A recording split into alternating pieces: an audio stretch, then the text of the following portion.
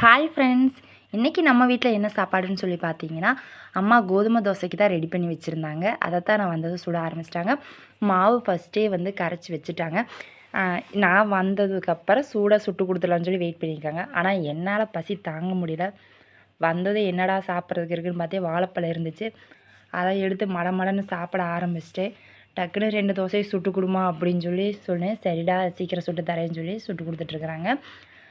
அதுக்கப்புறம் பார்த்திங்கன்னா, நேற்றோ முந்தா நாளோ நானும் என் ஃப்ரெண்டு வந்து ஒரு கடைக்கு போயிருந்தோம்.